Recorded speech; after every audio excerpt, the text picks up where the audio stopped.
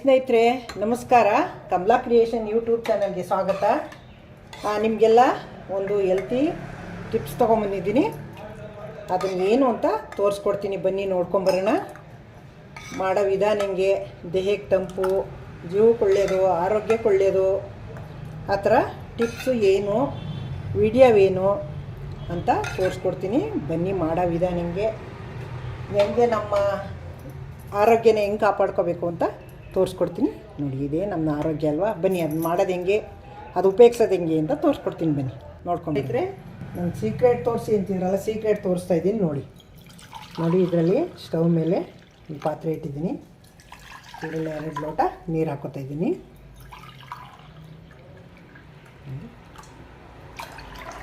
ಈಗ stove on ಮಾಡಿ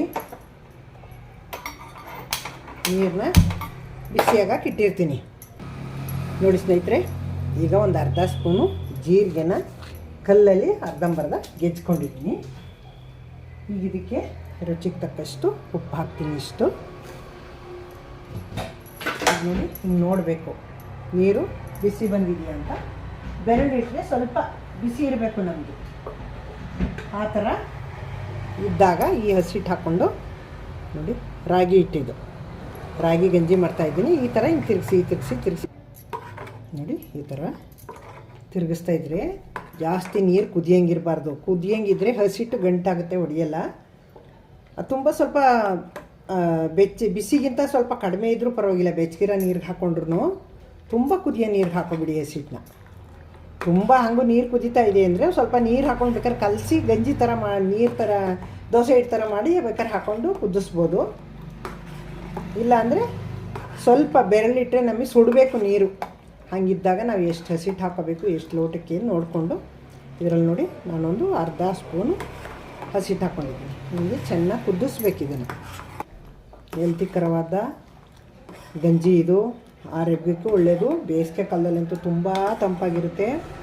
heat ಆದಾಗ ಇದನ್ನು ಮಾಡಿಕೊಂಡು ಮಜ್ಜಿಗೆ ಮೊಸರು ಹಾಕ್ಕೊಂಡು ಕುಡಿದ್ರೆ ತುಂಬ ತಂಪಾಗಿರುತ್ತಿದ್ದು. ಇದನ್ನು ಮುದ್ದೆ ಮಾಡಿ ರಾತ್ರಿ ಇಟ್ಬಿಟ್ಟು ಬೆಳಗ್ಗೆ ಎದ್ದು ಆ ಮುದ್ದೆಗೆ ಮೊಸರು ಹಾಕ್ಕೊಂಡು ತಿಂದರೆ ಅದು ತಂಪಾಗಿರುತ್ತೆ. ಈ ಬೇಸಿಗೆ ಕಾಲದಲ್ಲಿ ಅಂತೀವಿ. ಮಳೆಗಾಲದಲ್ಲಿ ತಿನ್ನೋಕೋಬಿಡಿ, ಕೋಲ್ಡ್ ಆಗುತ್ತೆ. ಬೇಸಿಗೆ ಕಾಲದಲ್ಲಿ ನೀವು ಗಂಜಿ ರಾಗಿ ಮುದ್ದೆ ಎಲ್ಲ ತಿನ್ನಿ. ಬೆಳಗ್ಗೆ ಎದ್ದಾಗ ಮೊಸರು ಹಾಕ್ಕೊಂಡು ಆರೋಗ್ಯನೂ ಚೆನ್ನಾಗಿರ್ತದೆ, ನಾವು ಆರೋಗ್ಯವಾಗಿರ್ತೀವಿ. ನೋಡಿ, ಈ ಗಟ್ಟಿ ಆಯ್ತಾ ಗೊತ್ತಾಯಿದೆ. ನೋಡಿ, ಈ ಥರ ಗಟ್ಟಿ ಆಯ್ತಾ ಬರಬೇಕಿದು. ನೋಡಿ ಕುದೀತಾ ಇರೋದು ಗೊತ್ತಾಗ್ತಾ ಇದೆಯಲ್ವಾ. ಈಗ ನೋಡಿ, ಈ ಕುದಿ ಈ ಥರ ಬರ್ತಾ ಇದೆಯಲ್ಲ, ಇದಿನ್ನೂ ಬೆಂದಿಲ್ಲ ಅಂತ.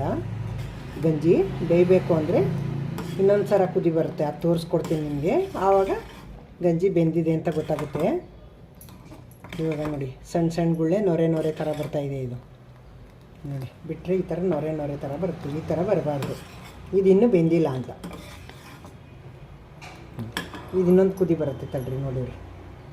ಆ ಥರ ಕುದಿ ಬಂದರೆ ಚೆನ್ನಾಗಿದೆ, ಬೆಂದಿದೆ ಅಂತ. ನೋಡಿ, ಈಗ ಕಾಣಿಸ್ತಾ ಇದೆಯಾ? ನೊರೆ ಥರ ಬರ್ತಾಯಿಲ್ಲ ಈಗ ನೋಡಿ, ಇಲ್ಲಿ ಇದು ಗೆಜ್ಜೆ ಥರ ಬರ್ತಾಯಿದೆ ಸುತ್ತ. ನೋಡಿ, ಇದು ಈ ಥರ ಬಂದರೆ ಗಂಜಿ ಚೆನ್ನಾಗಾಗಿದೆ ಅಂತ. ಈ ಥರ ನೋಡಿ, ಈ ಥರ ಹಿಂಗೆ ದಪ್ಪ ಗುಳ್ಳೆ ಮೇಲೆ ಹೇಳ್ಬೇಕಿದು. ಇದು ಗೆಜ್ಜೆ ಕುದಿ ಅಂತ. ಇದು ಗೆಜ್ಜೆ ಥರ ಕುದಿಯುತ್ತೆ ನೋಡಿ. ಇದು ಕುದ್ರೆ ರೆಡಿಯಾಗಿದೆ ಅಂತ. ಈಗ ಸ್ಟವ್ ಆಫ್ ಮಾಡಿಬಿಡೋಣ. ಸ್ಟವ್ ಆಫ್ ಮಾಡಿಬಿಟ್ಟು ತಣ್ಣಗಾಕಕ್ಕೆ ಬಿಡೋಣ. ನೋಡಿ ಸ್ನೇಹಿತರೆ, ರಾಗಿ ಗಂಜಿ ಮಾಡಿದ್ಮೇಲೆ ಫುಲ್ಲ ತಣ್ಣಗಾಗಿದೆ. ನೋಡಿ ಎಷ್ಟು ಗಟ್ಟಿಯಾಗಿದೆ ನೋಡಿ. ಈಗ ಇದಕ್ಕೆ ಇನ್ನೇನೇನು ಆ್ಯಡ್ ಮಾಡಬೇಕು ಅಂತ ತೋರಿಸ್ತೀನಿ.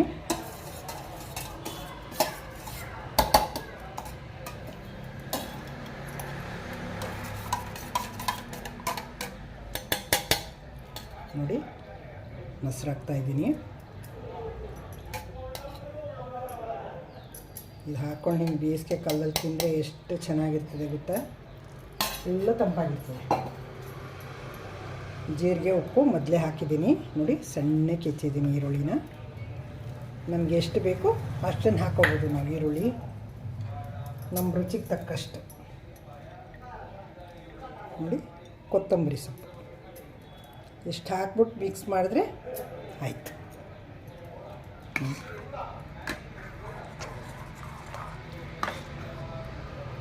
ನಮಗಿನ್ನೂ ತೆಳ್ಳಗೆ ಬೇಕು ಅಂದರೆ ಸ್ವಲ್ಪ ಮೊಸರಿಗೆ ನೀರು ಹಾಕ್ಬಿಟ್ಟು ಅದನ್ನು ಹಾಕ್ಕೊಂಡ್ರೆ, ಮಜ್ಜಿಗೆ ಮಾಡಿ ಹಾಕ್ಕೊಂಡ್ರೆ ಇನ್ನೂ ತೆಳ್ಳಗಾಗುತ್ತೆ. ಇಲ್ಲ ನಮ್ಗೆ ಹಿಂಗೆ ಇರಲಿ ಅಂದರೆ ಹಿಂಗೆ ಬೇಕಾದ್ರೂ ತಿನ್ಬೋದು. ನೋಡಿ ಸ್ನೇಹಿತರೆ, ರೆಡಿಯಾಗಿದೆ. ಈಗ ಸರ್ವ್ ಮಾಡ್ತೀನಿ ನೋಡಿ.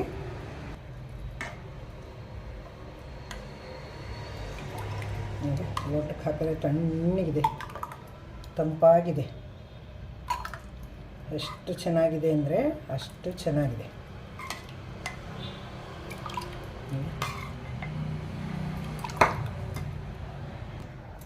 ನೋಡಿ, ಸರ್ವ್ ಮಾಡಿದ್ದೀನಿ. ಈಗ ಮೇಲೆ ಗಾರ್ಲಿಕ್ಸ್ಗೆ ಒಂದೆರಡು ಈರುಳ್ಳಿ, ಒಂಚೂರು ಕೊತ್ತಂಬರಿ ಸೊಪ್ಪು ಹಾಕ್ತೀನಿ, ಚೆನ್ನಾಗಿ ಕಾಣಲಿ ಅಂತ.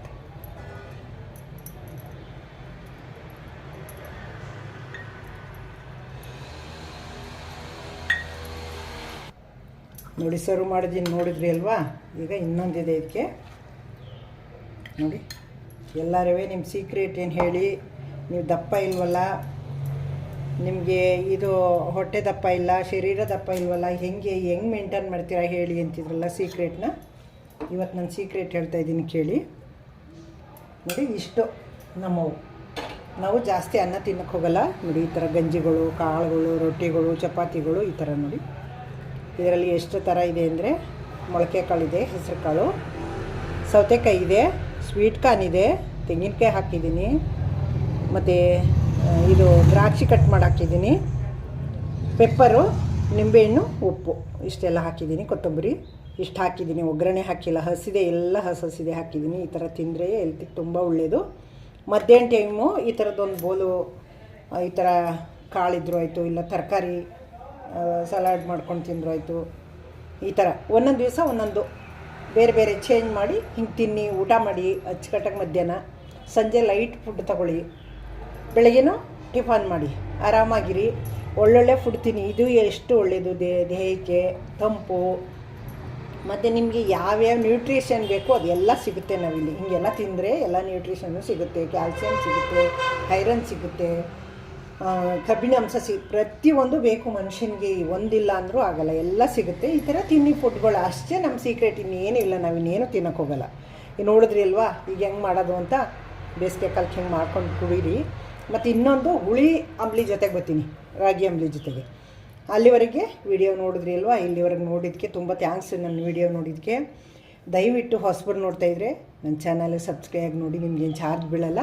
ಹಳಬರಿಗೆ ವಿಡಿಯೋ ಇಷ್ಟ ಆಗಿರೋ ಲೈಕ್ ಮಾಡಿ, ಶೇರ್ ಮಾಡಿ, ಕಮೆಂಟ್ ಮಾಡಿ, ಸಬ್ಸ್ಕ್ರೈಬ್ ಆಗೋದು ಮರಿಬೇಡಿ. Thank you. ನಾನು ನಿಮ್ಮ ಕಮೆಂಟ್ಗೋಸ್ಕರ ಕಾಯ್ತಾ ಇರ್ತೀನಿ.